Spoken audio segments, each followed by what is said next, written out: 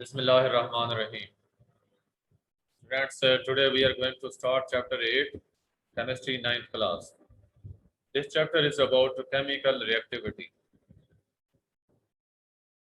बेटे ये chapter chemical reactivity के बारे में जो है इसमें हम मेटल्स के बारे में पढ़ेंगे, मेटल्स की रिएक्टिविटी और नॉन मेटल्स की रिएक्टिविटी।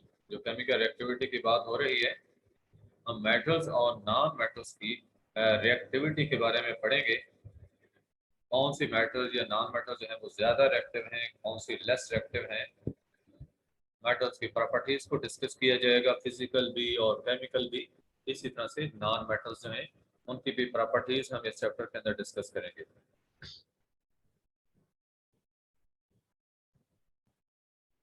स्टार्ट में केमिकल एक्टिविटी से रिगार्डिंग आपको बताया गया कि different kinds of materials around us exist in variety of forms. हमारी सराउंडिंग्स में डिफरेंट काइंड्स ऑफ मटेरियल जो पाए जाते हैं वो डिफरेंट फॉर्म्स में पाए जाते हैं।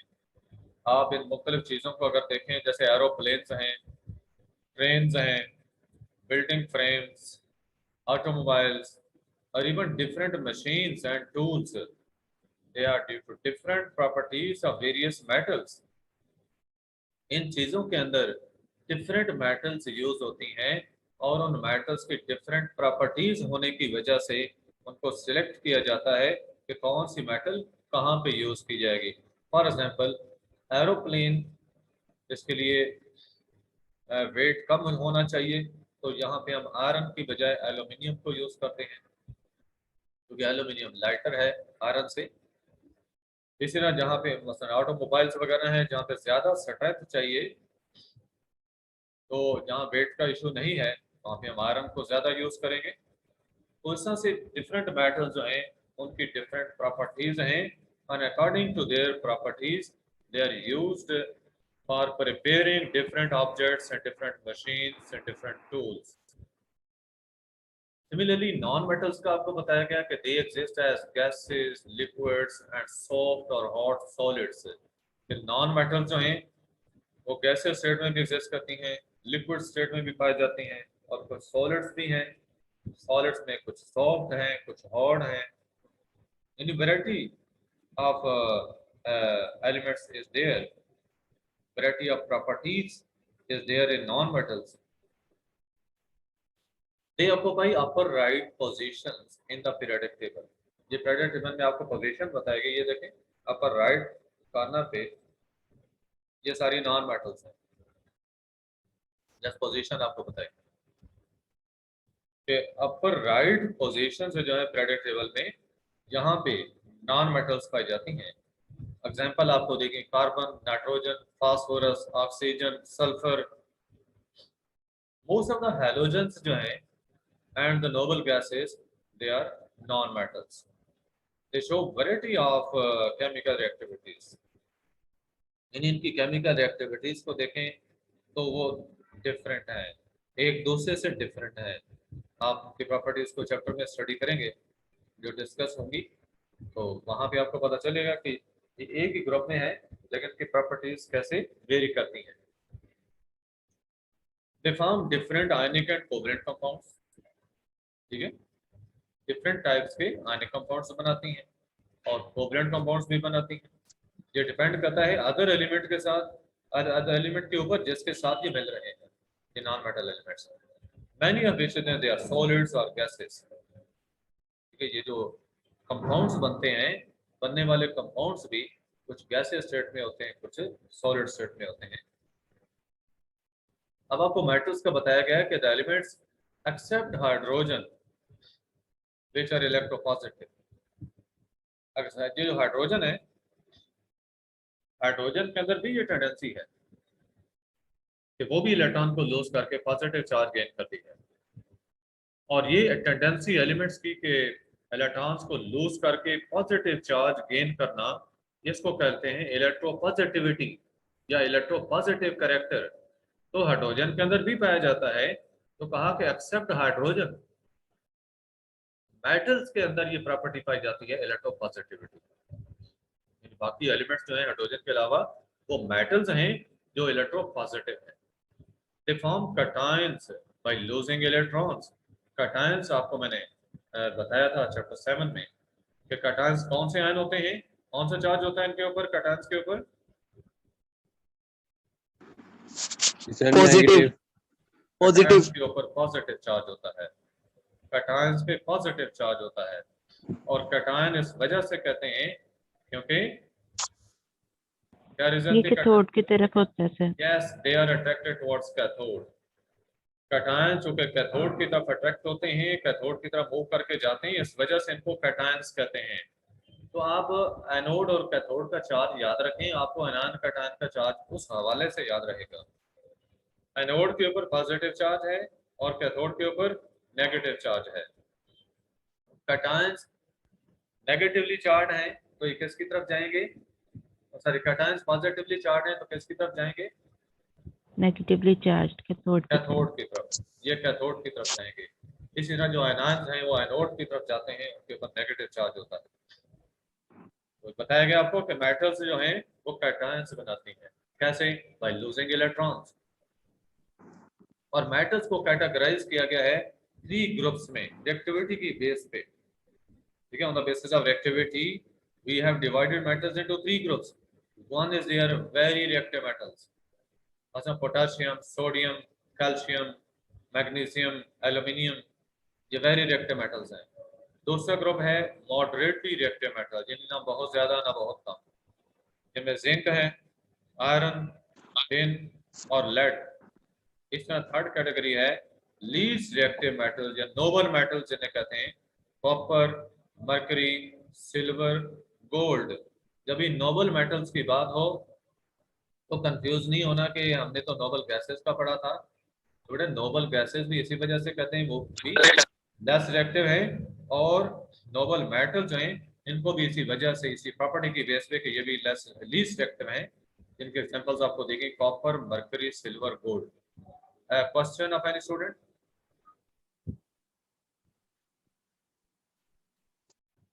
किसी बच्चे ने कोई क्वेश्चन? No sir. अभी आवाज कुछ सुनी गई थी। ओके नेक्स्ट, ये आपको मॉडर्न पीरियोडिक टेबल के अंदर पोजीशंस बताई गई हैं मेटल्स और नॉन मेटल्स की, कलर्स के साथ, डिफरेंट कलर्स के साथ इंडिकेट किया गया है।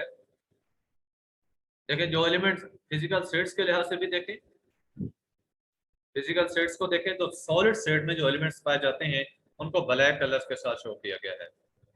जो लिक्विड स्टेट में पाए जाते हैं उनको ब्लू कलर के साथ इंडिकेट किया। जैसे देखें ये बोरोमीन है तो बोरोमीन को ब्लू कलर से शो किया गया, और जो गैसेस हैं उनको रेड कलर से शो किया गया। ठीक है, ये एलिमेंट्स सब गैसेस हैं, nitrogen, oxygen, fluorine, chlorine, hydrogen, उनको रेड कलर से शो किया है। बाकी जो आप ब्लैक कलर में एलिमेंट्स देख रहे हैं, सिंबल इनके ब्लैक कलर में लिखे हुए हैं, तो वो सॉलिड्स हैं।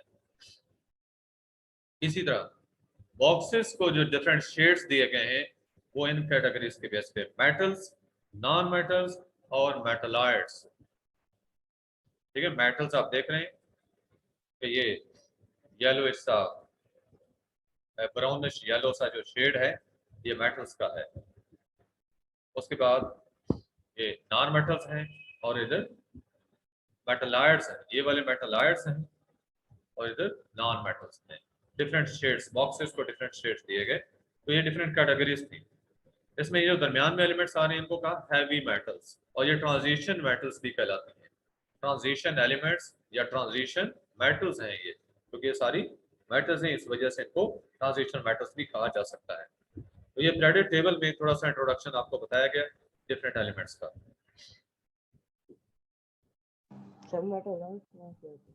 इंपॉर्टेंट फिजिकल कैरेक्टरिस्टिक्स मेटल्स के देखें। ऑलमोस्ट जितनी भी मेटल्स हैं बेटे वो सॉलिड्स हैं एक्सेप्ट मरकरी। मरकरी के अलावा जितनी मेटल्स हैं वो सारी सॉलिड स्टेट में पाई जाती हैं। मरकरी एक ऐसी मेटल है जो रूम टेम्परेचर पे भी लिक्विड स्टेट में पाई जाती है। They have high melting and boiling points except alkali metals. Alkali metals के melting boiling point लो हैं, जबकि बाकी मेटल जो हैं उन सब के मेल्टिंग और बॉइलिंग पॉइंट्स हाई होते हैं। Third property, they possess metallic luster especially when they are freshly cut. कि मेटल को जब कट किया जाए, काटा जाए, तो उनकी जो कट सरफेस है उसके अंदर लस्टर पाई जाती है, शाइनिंग पाई जाती है। और याद रखना बेटा कि वहां पे जो लस्टर है वो इलेक्ट्रॉन्स के एनर्जी एमिट करने की वजह से होती है। इलेक्ट्रॉन्स जो वहाँ पे हैं वो एनर्जी इमिट करते हैं, और एनर्जी जो इमिट हो रही है रेडिएशंस की फॉर्म में इमिट होती है, इस वजह से उस सरफेस में शाइनिंग आती है। मेटालिक लस्टर की जो बात थी, ये फ्रेशली कट जो सरफेस मेटल की है वहां पे लस्टर पाई जाती है ज्यादा। Hello yes any student? Sir, ये जो ब्रोमीन भी तो लिक्विड है। हाँ जी, तो वो मेटल नहीं है। हाँ, तो मेटल्स यहाँ की लिखा है most characteristics. All metals are solid except mercury. All metals का कहा है ना, तो ब्रोमीन मेटल नहीं है बेटे, वो नॉन मेटल है। सर मेटालॉइड्स क्या होते हैं? ब्रोमीन, सर मेटालॉइड्स क्या होते हैं? ये देखें, हाँ, मेटलाइड्स ऐसे एलिमेंट्स हैं जिनकी प्रॉपर्टीज मेटल्स और नॉन मेटल दोनों से मिलती हैं, ठीक है, दोनों से मुशाबत रखते हैं, उनको ठीक। मेटलाइड्स कहते हैं। और ब्रोमीन लिक्विड जरूर है लेकिन वो नॉन मेटल है, और अभी हम जो कैरेक्टरिस्टिक स्टडी कर रहे हैं फिजिकल प्रॉपर्टीज, ये सिर्फ मेटल्स की कर रहे हैं। ठीक है sir. They can B polished, metals की सरफेस को हम पॉलिश कर सकते हैं for protection, against rusting, rusting से बचाने के लिए, जंग से बचाने के लिए मसलन आयरन की पॉलिशिंग की जाती है, बाकी मेटल्स को पॉलिश कर सकते हैं। आयरन स्पेशली है ना, रस्टिंग जिसकी होती है, रस्टिंग आपको बताया गया ना, specific term, corrosion general term है और रस्टिंग स्पेसिफिक टर्म है आयरन के लिए। तो अगर हम पॉलिश कर दें आयरन को तो रस्टिंग से उसको बचा सकते हैं, पेंट कर दें उसको, इलेक्ट्रोप्लेटिंग कर दें। Fourth property, they are malleable, ductile and sonorous. Malleable का मतलब है they can be hammered into sheets, कि मेटल्स को कूट कर हम शीट्स बना सकते हैं, उनकी चादरें बना सकते हैं, बारीक पतरियां बना सकते हैं। Ductile mean they can be drawn into wires, कि मेटल्स की हम तारें बना सकते हैं। डक्टाइलिटी प्रॉपर्टी क्या है? मेटल्स की हम तारें बना सकते हैं, ये नॉन मेटल में प्रॉपर्टी नहीं है। सोनोरस, सोनोरस मीन साउंड का प्रोड्यूस होना, sonorous, when they are hit sound is produced, जब इनको हिट किया जाए तो साउंड प्रोड्यूस होती है, sonorous. Malleable, ductile, sonorous, three properties clear है सबको? मैलिएबल मीन शीट्स बना सकते हैं, डक्टाइल मीन तारें बना सकते हैं, सोनोरस मीन कि अगर आप इनको हिट करें तो साउंड प्रोड्यूस होती है। Fifth property, they are good conductors of heat and electricity. Heat और इलेक्ट्रिसिटी के ये अच्छी कंडक्टर हैं क्योंकि इनके अंदर फ्री इलेक्ट्रॉन्स होते हैं। आप चैप्टर 4 में पढ़ चुके हैं मेटालिक कैरेक्टर जो है, और दूसरा मेटल्स की ये कैरेक्टरिस्टिक,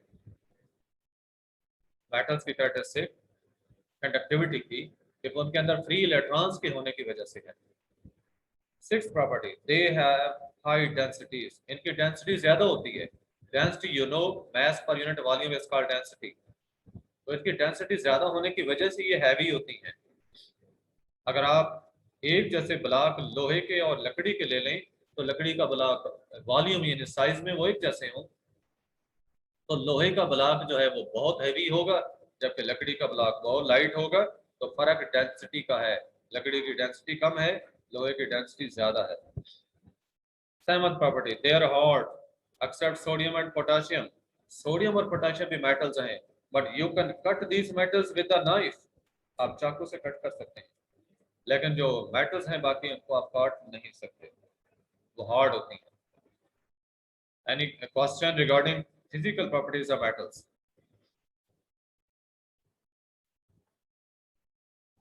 Next important ये जो chemical. मर्क्यूरी और क्लोरीन वगैरह हैं, सर मर्क्यूरी हाँ जी पूछे क्लोरीन और हाइड्रोजन वगैरह, सर ना सर ये तो हार्ड नहीं होते तो कैसे है? बेटे जरा ऊंचा बोलें, आपकी आवाज नहीं आ रही। सर जो मर्क्यूरी क्लोरीन हाइड्रोजन वगैरह हैं, ये तो कट नहीं हो सकते, ये कैसे है? अभी भी आवाज क्लियर नहीं हुई।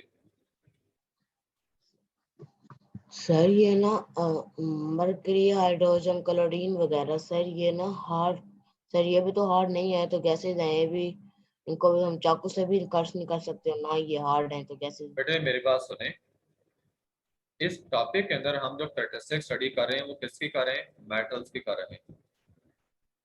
तो मेटल्स को हमने आपस में कंपेयर करना है, मेटल्स को नॉन मेटल से कंपेयर नहीं करना। ऐसी प्रॉपर्टी जब हम कह रहे हैं ना except sodium and potassium they are hard, तो दे किसके लिए यूज हो रहा है? मेटल्स के लिए। ये दे का मतलब सारे एलिमेंट्स नहीं है, ठीक है, सिर्फ मेटल्स को लें तो वो सॉरी हार्ड है सिवाय सोडियम और पोटेशियम के। Sir hydrogen. बेटे हाइड्रोजन मेटल नहीं, वो नॉन मेटल है। नेक्स्ट है chemical properties. Chemical properties metals की, they easily lose electrons and form positive ions, जो कि इलेक्ट्रोपॉजिटिव कैरेक्टर कहलाता है, या इसको मेटालिक कैरेक्टर भी कहते हैं। इसे मेटालिक कैरेक्टर भी कहते हैं। Tendency of elements to lose electrons and form positive ions, क्योंकि इलेक्ट्रॉन्स के लूज करने से पॉजिटिव चार्ज आ जाएगा, एटम पॉजिटिव आयन में चेंज हो जाता है। They readily react with oxygen to form basic oxides, oxygen के साथ रिएक्शन करें तो इनके ऑक्साइड बनते हैं जो बेसिक होते हैं। मतलब सोडियम का ऑक्सीजन से रिएक्शन हो सोडियम ऑक्साइड बनता है। अब सोडियम ऑक्साइड को हम पानी में डालें तो क्या बनेगा? Sodium hydroxide. सोडियम हाइड्रोक्साइड चूंकि बेस है इसलिए सोडियम ऑक्साइड को हमने कहा basic oxide. Basic oxides are those which when dissolved in water they produce bases। बेसिक ऑक्साइड्स वो होते हैं जिन्हें पानी में डालने से बेसिस प्रोड्यूस हो। तो मेटल्स के ऑक्साइड्स क्या हैं? बेसिक हैं।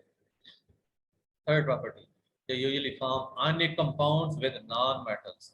नॉन मेटल्स के साथ अगर इनका रिएक्शन होता है तो ये आयनिक कंपाउंड्स बनाते हैं। दे हैव मेटालिक बॉन्डिंग, इनके अंदर मेटालिक बॉन्डिंग पाई जाती है। और मेटालिक बॉन्डिंग आप चैप्टर 4 में स्टडी कर चुके हैं कि मेटल्स के वैलेंस शेल के इलेक्ट्रॉन जो हैं साइज ज्यादा होने की वजह से, एटम का साइज ज्यादा होने की वजह से वैलेंस शेल के इलेक्ट्रॉन्स लूज होते हैं, फ्रीली मूव करते हैं, और जो मेटल एटम्स हैं वो आयंस में चेंज हो जाते हैं, पॉजिटिवली चार्ज आयंस बन जाते हैं, और इलेक्ट्रॉन सारे जो है वैलेंस शेल के वो एक इलेक्ट्रॉन पूल या इलेक्ट्रॉन सी बनाते हैं in which positively charged ions are embedded. अब पॉजिटिवली चार्ज आयंस और नेगेटिवली चार्ज इलेक्ट्रॉन्स के दरमियान जो अट्रैक्टिव फोर्सेस हैं इन्हें कलेक्टिवली मेटालिक बॉन्डिंग कहते हैं। These things are clear to you all?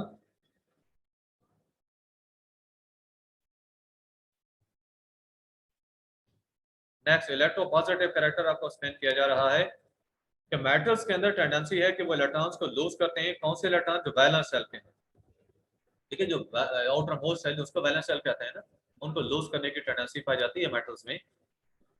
तो ये जो प्रॉपर्टी है इलेक्ट्रॉन्स को लूज करने की, ये कहलाती है इलेक्ट्रोपॉजिटिविटी, या इसको मेटालिक कैरेक्टर कहते हैं। मेटालिक कैरेक्टर क्लियर है आपको? Yes, sir. Tendency of metals to lose electrons and form positive ions. The more easily a metal loses its electrons, the more electropositive it is। ठीक है, कि कोई भी मेटल जितना इजीली इलेक्ट्रॉन लूज करेगी उतना ज्यादा इलेक्ट्रोपॉजिटिव होगी। दो मेटल्स का इलेक्ट्रोपॉजिटिव कैरेक्टर अगर आप चेक करना चाहें, उनमें से जिसमें ज्यादा टेंडेंसी इलेक्ट्रॉन लूज करने की वो ज्यादा इलेक्ट्रोपॉजिटिव है। पीरियोडिक टेबल में कैसे देख सकते हैं? पीरियड में लेफ्ट टू राइट चल रहे हों तो जो एलिमेंट पहले आएगा उसमें टेंडेंसी ज्यादा होगी इलेक्ट्रॉन लूज करने की, लिहाजा पहले ग्रुप की मेटल ज्यादा इलेक्ट्रोपॉजिटिव होगी दूसरे के निस्बत comparatively, and so on. The number of electrons lost by an atom of a metal is called its valency। बेटे जितने इलेक्ट्रॉन्स किसी मेटल ने लूज करने हैं उतना ही उसके ऊपर चार्ज आ जाना है, और वो उसकी वैलेंसी कंसीडर होगी। फॉर एग्जांपल सोडियम को देखें, ये एक इलेक्ट्रॉन लूज करती है जिसके ऊपर +1 चार्ज आ जाता है, तो +1 इसकी वैलेंसी है। तो जिंक का एटम लें तो वो 2 इलेक्ट्रॉन लूज करने की टेंडेंसी रखता है, तो जिंक के ऊपर 2+ चार्ज आया, यानी जिंक मेटल की वैलेंसी 2 है। इस प्रॉपर्टी को मैं रिपीट कर रहा हूं कि कोई भी मेटल एलिमेंट जितने इलेक्ट्रॉन लूज करने की टेंडेंसी रखता है, ये लूज करेगा उतना ही उसके ऊपर चार्ज आता है और वो वैलेंसी कहलाती है उसकी।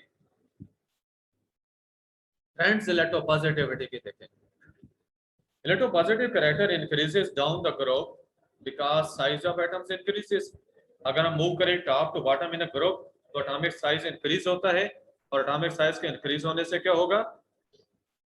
एटॉमिक साइज के इंक्रीज होने से टेंडेंसी एलिमेंट्स की इलेक्ट्रॉन्स को लूज करने की जो है ये इंक्रीज होती है, ठीक है। इलेक्ट्रॉन्स को लूज करने की टेंडेंसी इंक्रीज होती है, और कोई एलिमेंट जितना इजीली इलेक्ट्रॉन्स को लूज करता है उतना ज्यादा वो इलेक्ट्रोपॉजिटिव कंसीडर होता है। लिहाजा हम क्या कह सकते हैं कि electropositivity increases from top to bottom in a group. अब लिथियम मेटल को लें, लिथियम जो है it is less electropositive than sodium, क्योंकि सोडियम इसके नीचे है, लिथियम ऊपर है।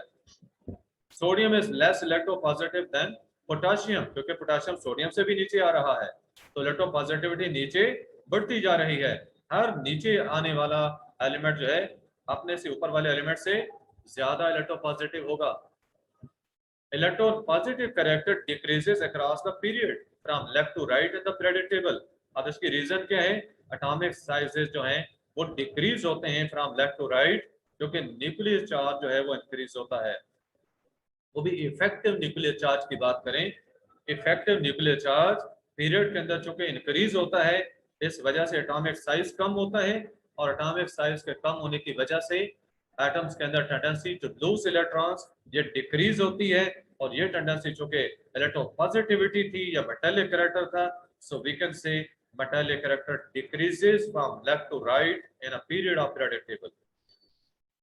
इसीलिए आपको बताया गया कि elements at the start of a period जो हैं दे आर मोर मेटालिक या मोर इलेक्ट्रोपॉजिटिव हैं, and this character decreases as we move from left to right along the period. Any question from your side? I am taking attendance, and meanwhile you can ask your questions.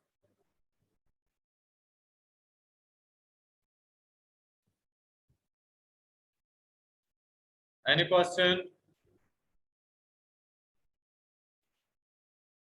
regarding electropositivity of metals or their characteristics, or physical or chemical?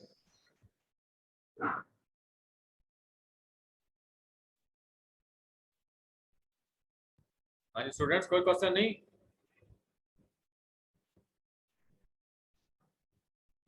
Next आपको बताया जा रहा है electropositivity and ionization energy. बड़े ionisation energy क्या होती है? Amount of energy, energy define करेंगे।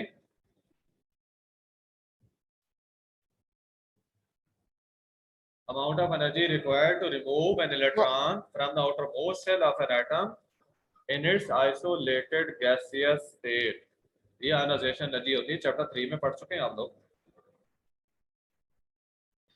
ठीक है। आयोनाइजेशन एनर्जी किसी भी एलिमेंट के वैलेंस शेल में से एक इलेक्ट्रॉन को निकालने के लिए जो एनर्जी रिक्वायर्ड है, जबकि वो एटम आइसोलेटेड गैसियस स्टेट में हो, आइसोलेटेड में बाकियों से अलग हो और गैसियस स्टेट में हो, तो जितनी एनर्जी रिक्वायर्ड हो आयोनाइजेशन एनर्जी होती है।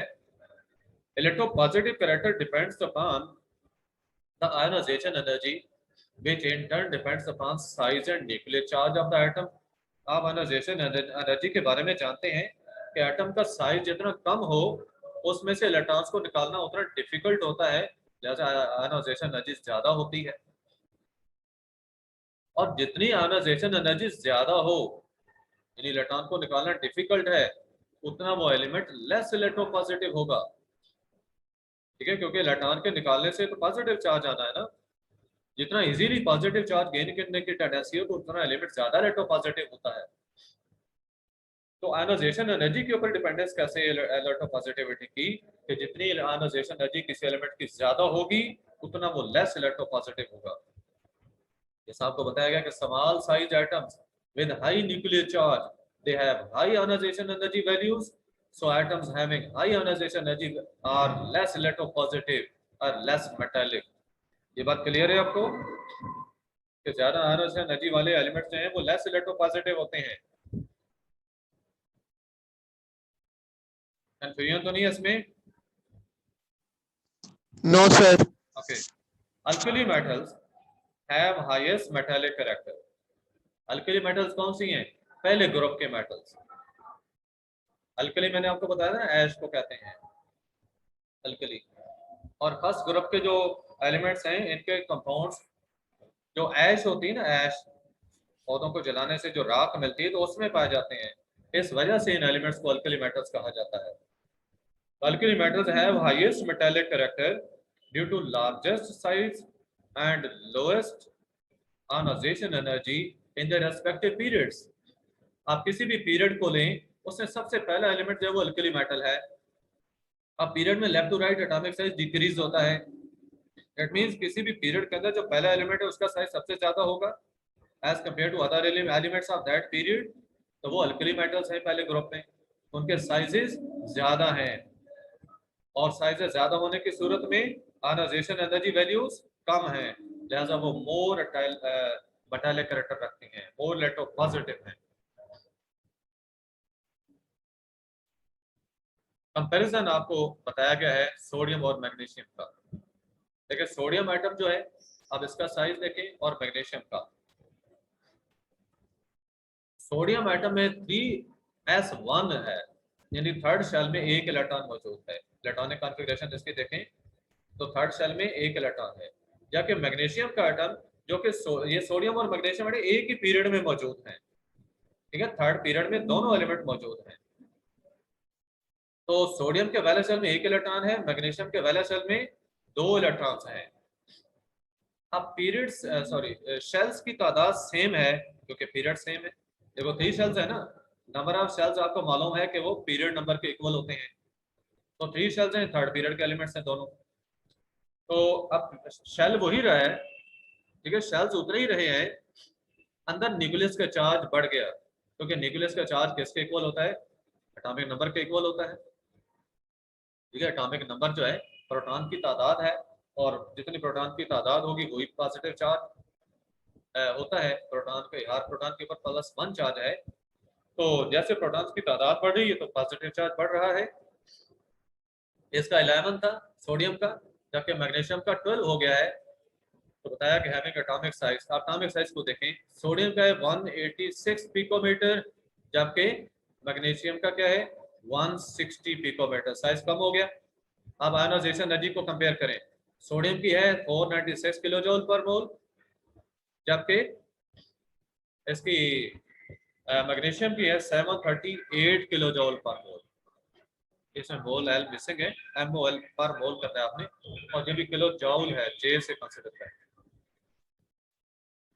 तो आपने देखा कि जैसे एटॉमिक साइज कम हुआ है तो आयोनाइजेशन एनर्जी बढ़ती है, आयोनाइजेशन एनर्जी बढ़ती है, और इलेक्ट्रोपॉजिटिव कैरेक्टर जो है वो कम हो जाता है, क्योंकि इलेक्ट्रॉन्स को निकालना डिफिकल्ट हो जाता है।